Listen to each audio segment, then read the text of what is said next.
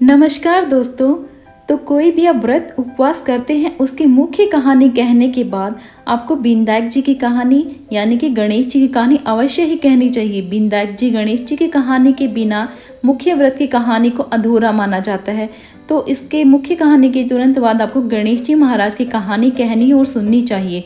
तो गणेश जी महाराज सबका भला करें, सबके कार्य निर्विघ्न पूरे करें, इसी कामना के साथ हम आज की कहानी शुरू करते हैं। तो विष्णु भगवान और लक्ष्मी जी का विवाह था। विवाह तय हुआ तो सब जाने के लिए उत्साहित हो गए। अब बारात में सबको जाना था तो सब देवी देवता तैयार हो गए और सब बहुत खुश थे। अब किसी ने बोला कि गणेश जी महाराज को भी लेके जाएंगे क्या शादी में। तो सभी ने कहा अरे गणेश जी महाराज को मत लेके जाना, इतना खाना खाते हैं कि बारात का सारा खाना वो ही अकेले खा जाएंगे तो हम क्या खाएंगे। वो तो 100 मण मूंग खाते हैं, 100 मण चावल खाते हैं और घी खा जाते हैं। तो इतने मोटे गणेश जी को बुलाने का क्या फ़ायदा जो वो सारा खाना चट कर जाएंगे। तो एक काम करते हैं, गणेश जी को हम यहीं छोड़ देते हैं और बारात में उनको क्या दिखाएंगे ले जाकर। तो इससे अच्छा है उनको घर की रखवाली के लिए हम यहीं पर छोड़ जाएं। सब लोग खूब ठाट बाट से तैयार होकर अच्छे अच्छे कपड़े पहनकर चल पड़ते हैं बारात लक्ष्मी जी को ब्याहने के लिए। बारात में सभी खुशी से नाचते गाते हुए चले जाते हैं और पीछे से गणेश जी महाराज को छोड़ देते हैं घर की रखवाली के लिए। गणेश जी महाराज बेचारे भोले भाले घर की रखवाली करते रहते हैं। इतने में वहाँ पर आ जाते हैं नारद जी। अब नारद जी गणेश जी महाराज को बहला फुसला देते हैं और उनको सिखा देते हैं कि अरे गणेश जी महाराज, आपको तो वो शादी में लेके नहीं गए, विवाह में आपके बिना कैसे कार्य पूर्ण होगा। आपको तो इसीलिए छोड़ दिया कि आप खूब खाना खाते हो, अगर विवाह का खाना खत्म ना हो जाए इसलिए आपको यहीं पे छोड़ गए हैं। तो यह सुनकर गणेश जी महाराज को बहुत क्रोध आता है और वे इसे अपमान समझते हैं। तो वो भी ये सबको सबक सिखाने के लिए एक योजना बनाते हैं।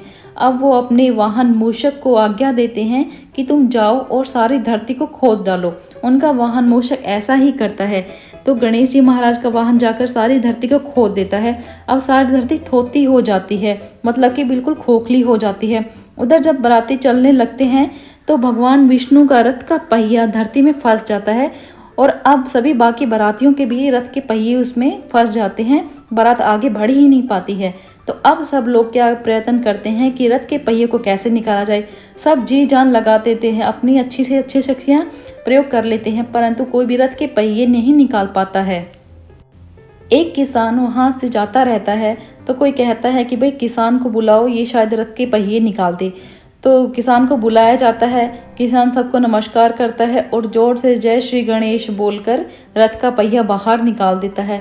यह देखकर सब सोच में पड़ जाते हैं, सबकी आंखें फटी की फटी रह जाती हैं कि यह क्या, एक असाधारण से मानव ने इस रथ के पहिए को निकाल दिया। जो काम सारे देवी देवताओं की शक्ति ना कर सकी वो इस किसान ने कर दिया। तो किसान से पूछते हैं कि तुमने ये कैसे किया। तो उन्होंने कहते हैं मैंने तो कुछ नहीं किया, मैंने तो सिर्फ गणेश जी का महाराज का नाम लिया और अपना काम आरंभ किया। तो जिस काम को गणेश जी महाराज का नाम लेकर आरंभ कर सकते हो वो कार्य कैसे पूर्ण ना हो, वो शुभ कार्य कैसे ना होगा। तो मैंने तो बस गणेश जी महाराज का नाम लिया है। तो यह सुनकर सभी देवी देवता बहुत शर्मिंदा होते हैं और सोच में पड़ जाते हैं कि अब क्या किया जाए। अब सभी लोग वापस जाते हैं और गणेश जी महाराज से खूब माफ़ी मांगते हैं, क्षमा याचना करते हैं और गणेश जी महाराज को तैयार करके अपने साथ बारात में ले जाते हैं। खूब धूमधाम से बारात आती है और गणेश जी महाराज को फिर से हर काम में प्रथम पूजनीय माना जाने लगा है। तो जिस भी काम में गणेश जी महाराज को प्रथम पूजनीय मानकर उनको पूजा की जाती है, उनको मनाया जाता है, तो वो काम कभी भी अशुभ नहीं होता है, वो काम कभी रुकता नहीं है।